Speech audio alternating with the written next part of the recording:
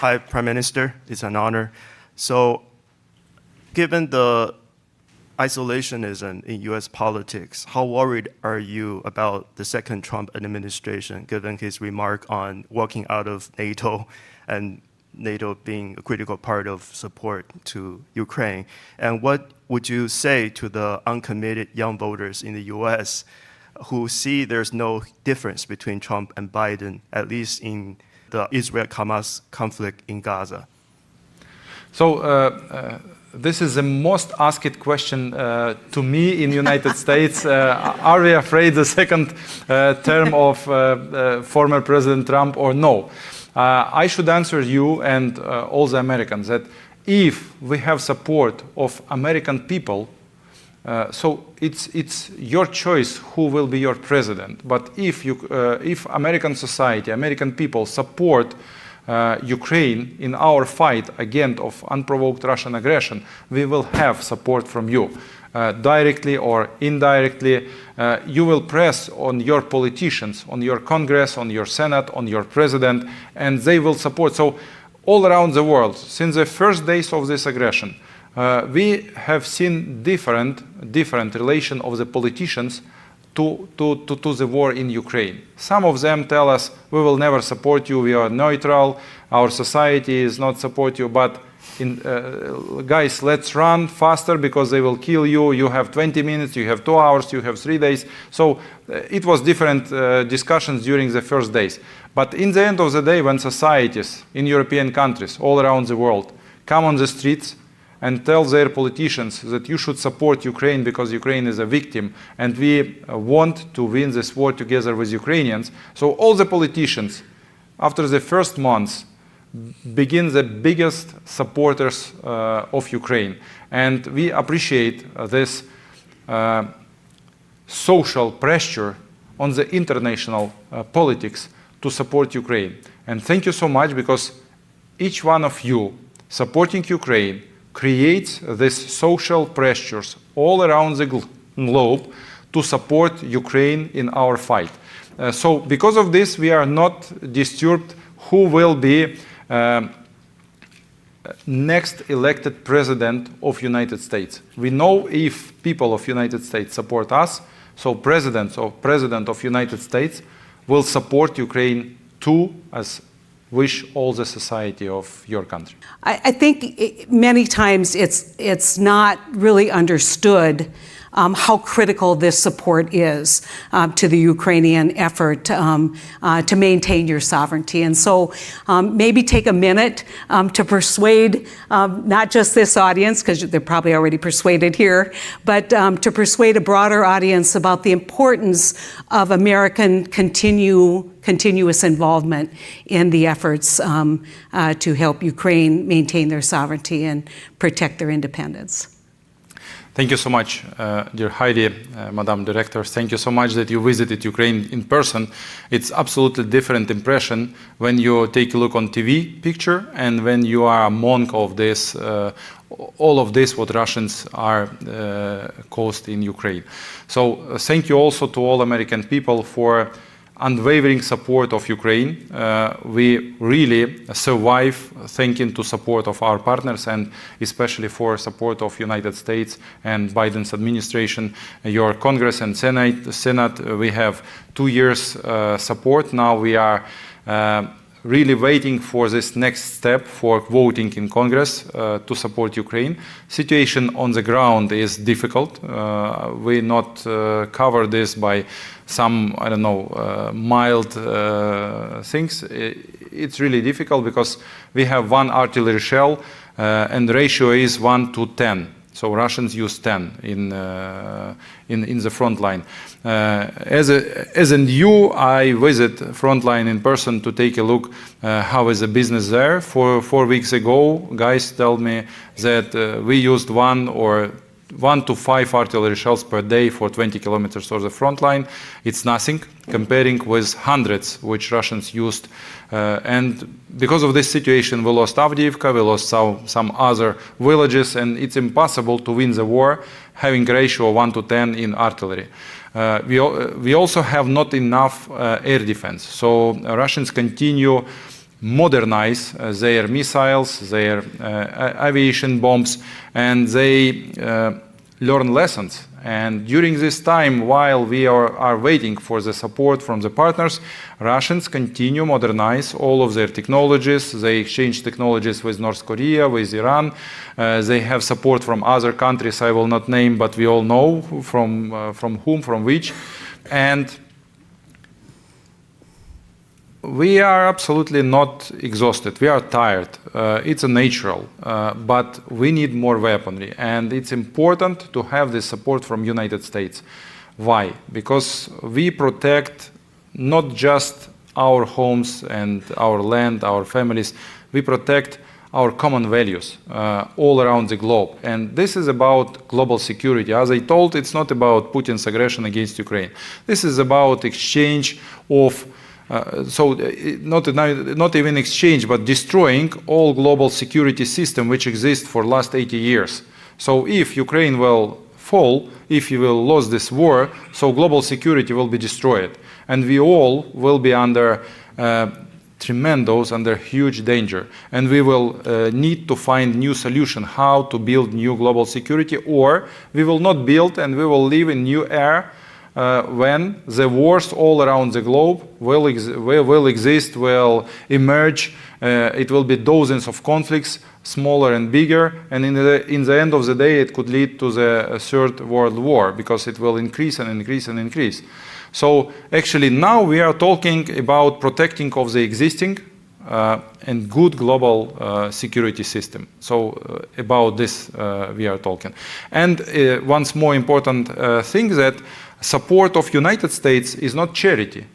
This is absolutely pragmatic idea to support Ukraine and support United States producers, because this amount which United States, this huge amount which were paid for support of Ukraine in military sphere were spent in United States. So all United States companies have these investments for production of military equipment, for weaponry, for ammunition, and then it were sent to Ukraine, and we use this to protect our common values. So this is like both beneficial story for supporting to each other.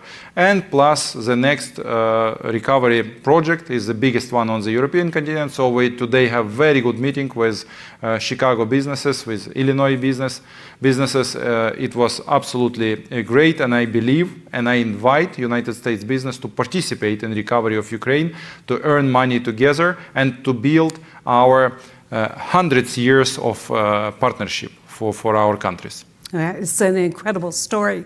And if you could just spend just 1 minute talking about the kind of aid, because I think that many people in this country believe that we are literally flying in pallets of dollars to Ukraine, as opposed to providing munitions and providing support to the effort. And a lot of that is helping the American economy as it grows. But if I could just for a moment tell a story about meeting some soldiers on the front who literally were using old equipment from a bakery to fight this fight. The innovation and the ability of the Ukrainian soldiers to adapt.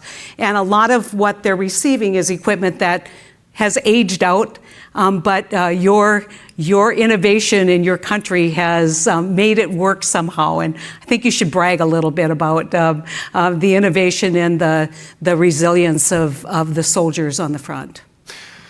Thank you so much. So I should say that our budget is not so big. So Ukrainian budget before the war was about $40 billion per year, annual budget.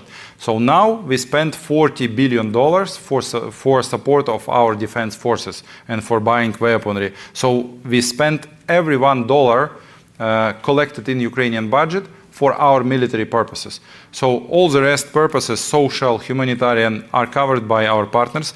And this is crucially important to save sustainability of our economy, to have possibility to collect all of this money and pay to our soldiers and to buy weaponry to protect our country and our mutual values. But to compare, our budget for military purposes is 40 billion, and Russia has $120 billion budget.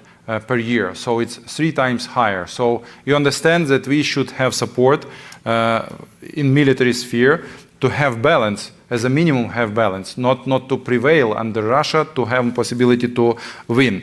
But what demonstrates modern war of today's? I never couldn't imagine 2 years ago that we will have full-scale war on European continent in 21st century. It was impossible for me and for all of us, but now we have it. And what it demonstrates. Thank you so much, you give me this pass. And I should say that how we compensate lack of ammunition, lack of long and middle range equipment. So we produce drones. And 2 years ago, drone production in Ukraine was 0. So 2 years ago, we have no one producers of drones in Ukraine. 1 year ago, we produced 6,000 drones. 6,000 drones in last year. This year we will produce 2 million drones, 100% localization in Ukraine. So we developed this, we create this market of drone production. Now we create another markets for production, another high technological equipment to win this war. And each drone play a crucial role on the battlefield. And now, having no artillery munition, we use drones to destroy Russian tanks, Russian heavy armored vehicles, howitzers, Russian troops on the battlefield, and it helps our soldiers to resist, to stop the Russian offensive. Actually, we need artillery. Without artillery, it's impossible to win this war. But very bright example. We liberate 50% of occupied by Russia territories. So we demonstrate that we may do it. And we do it in the first months when we have our own stocks of ammunition and equipment. So we just go into ahead and liberate in the first days. Now we liberate Black Sea. Having our own fleet in the Black Sea, we liberate this sea from the Russian fleet at all. We destroy more than about 30 Russian warships in the Black Sea with help of small sea drones. We name it Baby Sea. So it's a small boat, a small drone, which is going into the Black Sea and for 1,000 kilometers and destroy Russian warships. And now there is no one Russian warship in the Black Sea. So they hide this somewhere on the occupied Georgian territories. They create a new port and hide all of their warships there because they are afraid small drones in the Black Sea. So the same technology, the same tactics we implement on the ground, in the front line. Every night we use different kind of drones, kamikaze drones, bombers, intelligence drones to find the information, so intelligent information. Then we use bombers and in the night destroy Russian techniques. We don't let sleep Russian soldiers, and we exhaust their army every night and every day. And this tactics works, and I believe that in one day it will work in the same way like it works in the Black Sea. So this is about innovation in the military sphere, but we also implement many innovative decisions in IT sphere, especially if we will speak and talk about public administration. So Ukraine, I think now is one of the leaders in the world for implementing public services, digital public and state services. We create special application, DIA, it's action in English, through which we bring to people 30 state services. And on portal DIA, so we bring to people more than 130 public and state services. So it's even everything. You may have all electronic passport, electronic ID, electronic driver's license, everything, COVID certificates. We implement so-named painted money. So it was first in our history during COVID time. We gave this money to people to support these industries which suffer because of the lockdown. During the first days of the war, we share about $1 billion among the people which became refugees and internally displaced persons, and which have these people have nothing because they just run from this Russian aggression through the night with no documents, without nothing, no commodities, no documents, and we reach every such a person in days, and we because every person has its mobile phone, and we send to the mobile phone money to save these people, and each one could buy something with this money, and it led them to survive into the first days of the war. We go to the electronic government. So my government and cabinet meetings are holding online and through the so everything what is possibly digitalized, we digitalized, and this is actually one of the state services and public services innovations which let us survive during this full-scale war.